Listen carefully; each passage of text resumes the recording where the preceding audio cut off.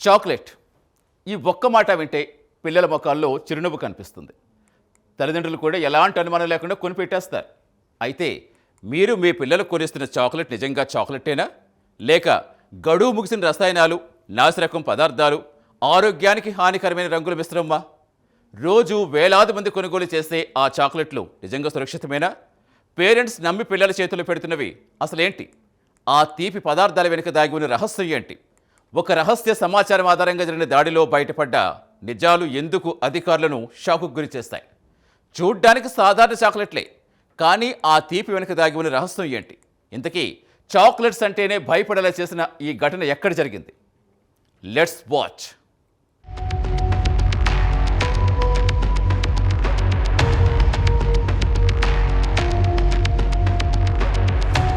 హైదరాబాద్ ప్రాంతంలో సీతారాంబాగ్. ఇదే ప్లేస్లో అక్కడ బయట చూస్తే సాధారణ ఫుడ్ తయారీ కేంద్రంలా కనిపించే ఒక భవనం రోజు అక్కడికి ముడిసరుకు వస్తోంది. చాక్లెట్లు తయారవుతున్నాయి, ప్యాకెట్లు బయటకెళ్తున్నాయి. చుట్టుపక్కల వారికి కూడా అది పెద్దగా అనుమానం కలిగించలేదు. కానీ సడన్ గా ఫుడ్ సేఫ్టీ అధికారులు ఎంటర్ అయ్యారు. ఓ రహస్య సమాచారం, కొన్ని రోజుల నిఘా, ఆ తర్వాత ఒక్కసారిగా దూసుకెళ్లిన ప్రత్యేక బృందాలు, హెచ్ఫాస్ట్ అధికారులు, ఫుడ్ సేఫ్టీ సిబ్బంది, స్థానిక పోలీసులు కలిపి ఆ కేంద్రంలో అడుగుపెట్టిన క్షణం నుంచి షాకింగ్ విషయాలు ఒక్కొక్కటిగా బయటపడడం ప్రారంభమైంది.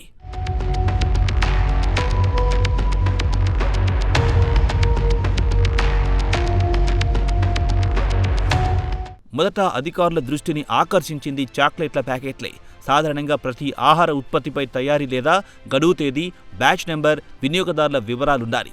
కానీ అక్కడ లభించే అనేక ప్యాకెట్లపై అలాంటి సమాచారం కనిపించలేదని గుర్తించారు. అంటే ఆ చాక్లెట్ ఎప్పుడు తయారయ్యింది, ఎంతకాలం సురక్షితం, ఎవరికి తెలియని పరిస్థితి. అక్కడితో కథ ముగియలేదు. అసలు షాక్ ఆ తర్వాతే ఎదురయ్యింది.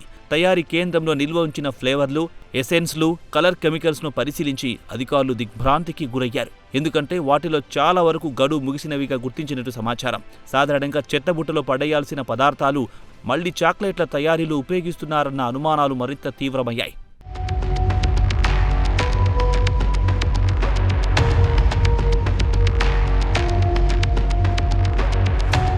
బబుల్ గమ్ ఫ్లేవర్లు, strawberry, vanilla, mango, lychee, paan, peppermint, orange oil, వివిధ రకాల రంగు పొడులు, ఇలా పెద్ద ఎత్తున ఫ్లేవర్లు, కెమికల్స్ అక్కడ లభించాయి. ఇవన్నీ పిల్లలకిష్టమైన రుచులే. కానీ అవి సురక్షితమా, గడువు ముగిసిపోయాయా, ఎలా వాడుతున్నారు అన్న ప్రశ్నలిప్పుడు దర్యాప్తులో కీలకంగా మారాయి. ఆ కేంద్రంలో అధికారులు స్వాధీనం చేసుకున్న నిల్వల పరిణామం చూస్తే వ్యవహారం ఎంత పెద్దదో అర్థమవుతోంది.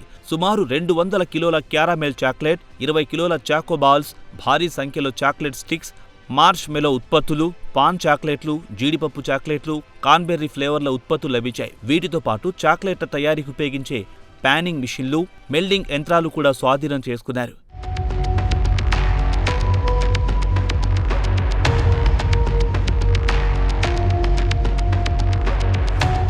ఇక ఇక్కడే ఓ భయంకరమైన ప్రశ్న తలెత్తుతోంది.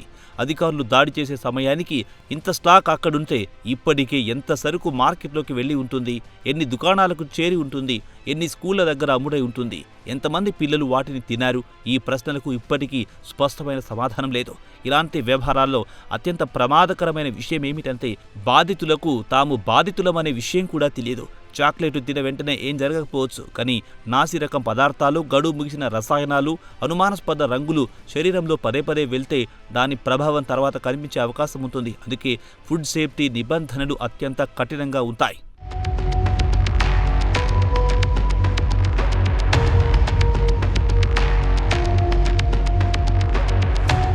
దర్యాప్తులో మరో ఆసక్తికర అంశం బయటపడింది. అధికారిక అనుమతులకు సంబంధించిన వివరాలు, ఉత్పత్తులపై ఉన్న లైసెన్స్ సమాచారం విషయంలో కూడా కొన్ని అసమానతలు గుర్తించినట్టు తెలుస్తోంది.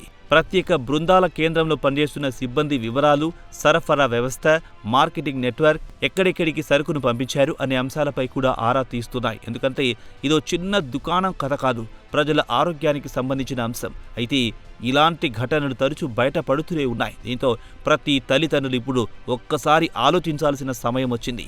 పిల్లలకు మనం కొనిపించే చాక్లెట్ల ప్యాకెట్లపైన కానీ, వారి కొనిచ్చే ఇతర చిరుతిండ్లపై కానీ తేదీలున్నాయా, తయారీ సంస్థల వివరాలున్నాయా, లైసెన్స్ నెంబర్ ఉందా, లేక కేవలం ఆకర్షణీయమైన రంగులు, చౌక ధర చూసి కొనేస్తున్నామా అనేది ఆలోచించుకోవాలి.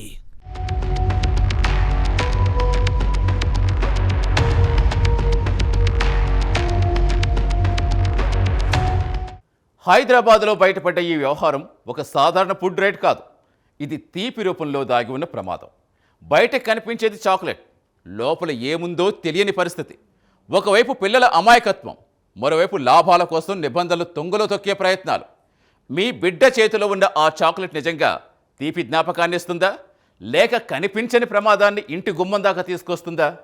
ఇదే ఇప్పుడు తల్లిదండ్రులు ఆలోచించుకోవాల్సిన విషయం.